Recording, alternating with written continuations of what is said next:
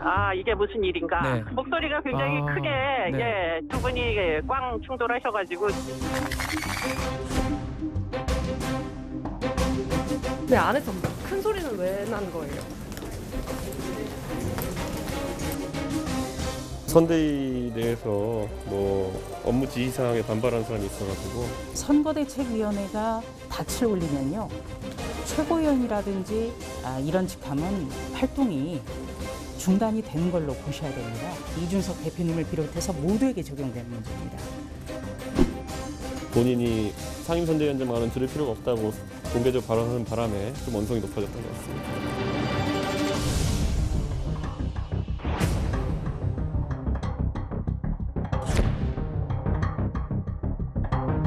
이 사태가 이틀간 지속되었다고 하는 것은 선대위 내 제 역할이 없다는 것을 의미합니다. 결코 제가 뭐 무리한 판단을 한 것은 아니다 이렇게 생각하고 있습니다. 미련 없습니다. 마음대로 하십시오.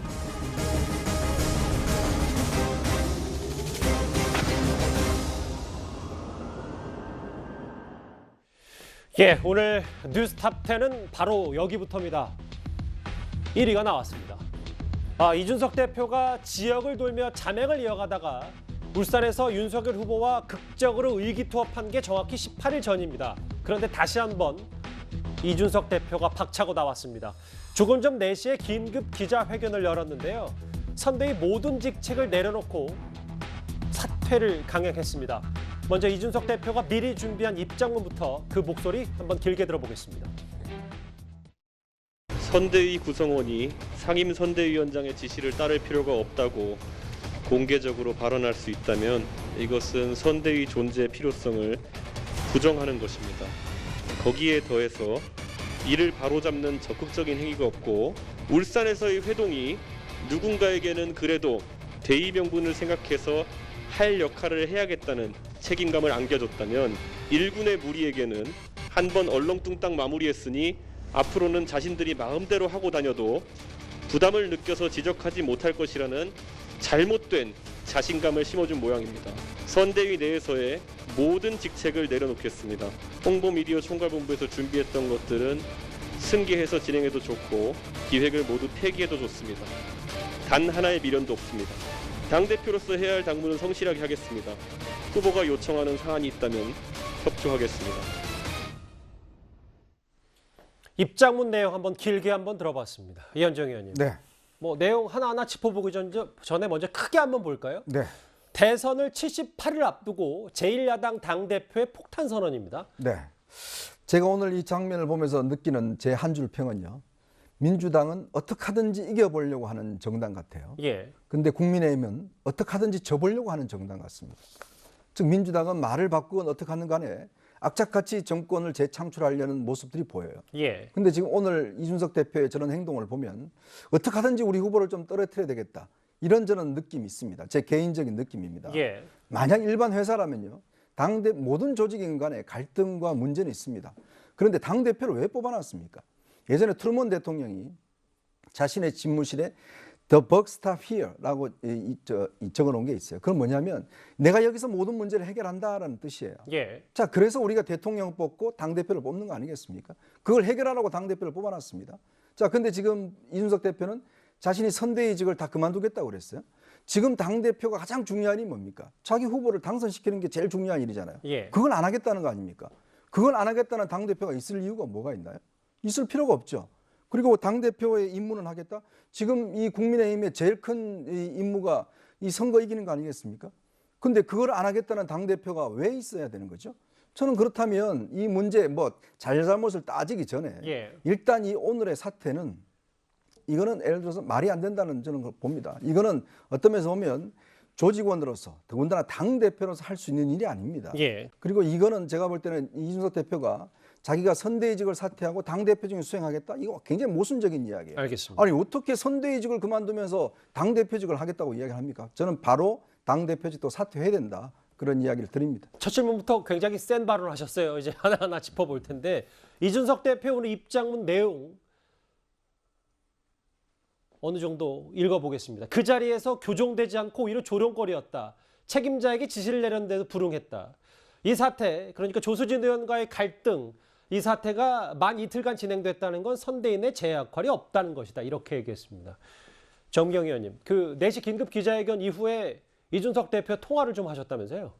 아니 이제 놀래서 이제 이렇게 하시면 안 된다. 아, 예. 정 의원님이 그렇게 예, 말씀하셨어요. 예, 이건 아니다. 이제 뭐 그런 취지로 이제 의견을 나눴는데, 예. 그다음에 이제 이준석 대표가 사실 홍보 미디어 전체를 맡고 있으면서 여러 가지 아이디어와 지금 우리가 1월 달부터 이제 진행하는 것들이 다 있어요. 네. 근데 제가 봤을 때는 진짜 굉장히 뛰어난 사람이다라는 생각을 많이 할 정도로 그 여러 가지 그 중요한 결정들을 갖고 있었는데 예. 지금 그런 부분에 대해서 어떻게 할 거냐 뭐 이런 사실 걱정들.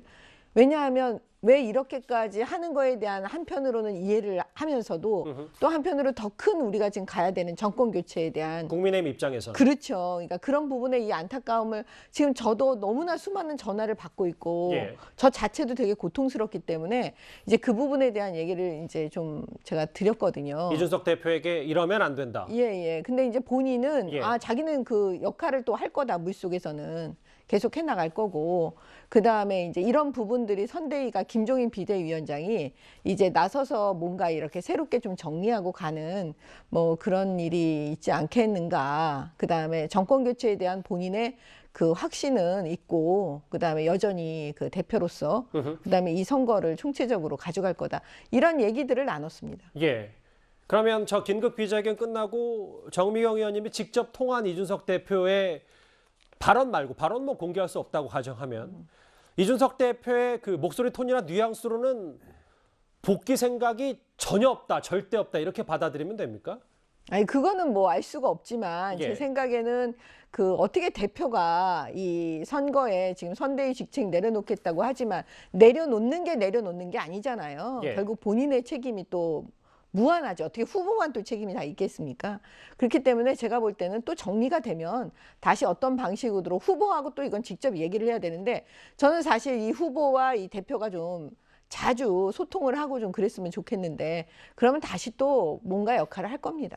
네, 정 의원님께 계속 꼬리질문 들어서 정말 죄송하긴 한데, 사실 이 정 의원님의 이 말, 그러니까 윤석열 후보와 이준석 대표가 자주 소통했으면 좋겠다. 이거는 사실 18일 전 울산 회동 때도 그 전으로 그 자리에서 말씀을 하셨는데 그게 다시 한번 또 안 됐던 모양입니다. 사실은 마음을 터는 게요. 또 한 번 턴다고 되는 건 아니니까 사실 주변에 있는 많은 사람들이 좀 도와드리고 좀 그래야 되는데 예. 그런 게 좀 충분하지 못한 게 아닌가.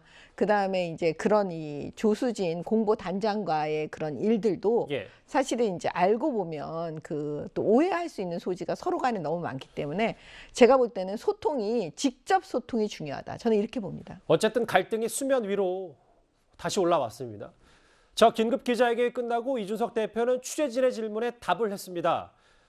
기자 한 명이 당대표로서 선대위 직책을 너무 쉽게 내려놓는 거 아니냐 이렇게 질문했는데 이준석 대표 이런 답을 했습니다. 그래도 당대표인데 선대위에서 직책을 맡았어야 되는 거 아니냐. 너무 쉽게 지금 내려놓는 거 아니냐라는 생각이 듭니다. 아니 상임선대위원장이 각자 보직을 맡은 선대위내 책임자에게 지시를 내렸는데 불응했다. 그리고 그 자리에서 그것이 교정되지 않고 오히려 조롱을 했다. 그리고 거기에 대해서 어느 누구도 교정하지 않았다. 그리고 이 사태가 이틀간 지속되었다고 하는 것은 선대위 내 제 역할이 없다는 것을 의미합니다. 그렇기 때문에 저는 결코 제가 뭐 무리한 판단을 한 것은 아니다 이렇게 생각하고 있습니다. 선대위에 내 역할이 없었다. 그래서 무리한 판단은 아니다. 근데 이번에야말로 진짜 이준석 대표가 무책임한 거 아니냐. 당내에선 또 이런 목소리가 나오는데요.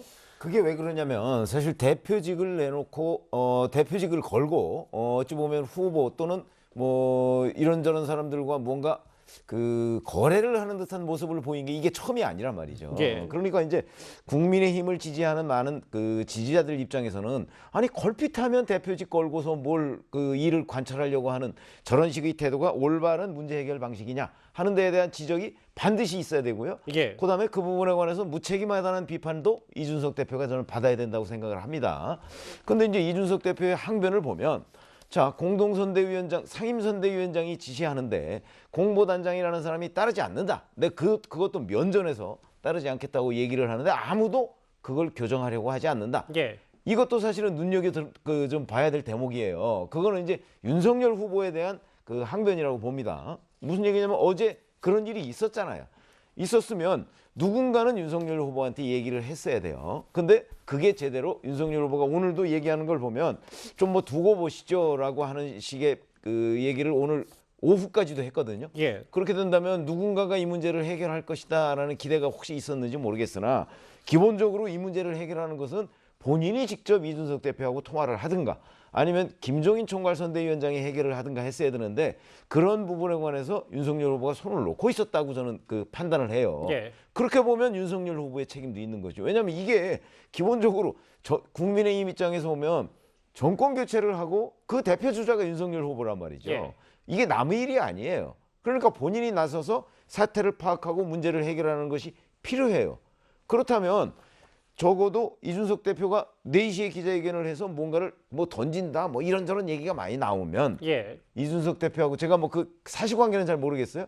통화를 하려는 시도는 좀 있어야 되는 것 아니겠는가. 윤석열 후보가 윤석열 후보가 이준석 대표한테 그래야 이 문제를 해결하려는 의지가 보이는 것이지 지금 손 놓고 있었던 것이 아닌가. 이렇게 본다면 이준석 대표로서도 뭐 어차피 그 책임은 두 사람 다한테 있는데 이준석 대표도 본인이 만약에 4시에 기자회견을 하겠다고 하면 예. 적어도 조수진 공보단장과의 문제를 해결하려는 의지가 윤석열 후보한테 있는지 없는지 정도는 전 확인을 했어야 된다고 봅니다. 그래서 이준석 대표는 무책임한 것이고 예. 윤석열 후보는 이 문제에 대해서 사태를 해결하려는 의지와 능력이 과연 있는가 하는 의문을 제기하지 않을 수가 없다. 이렇게 말씀드립니다. 당대표는 무책임했고 대선 후보는 리더십이 좀 없었다. 뭐 이렇게 보시는 그렇죠. 거군요. 그러니까 이거를 궁극적으로는 대선 후보가 해결해야 되는 거 아니겠습니까? 예.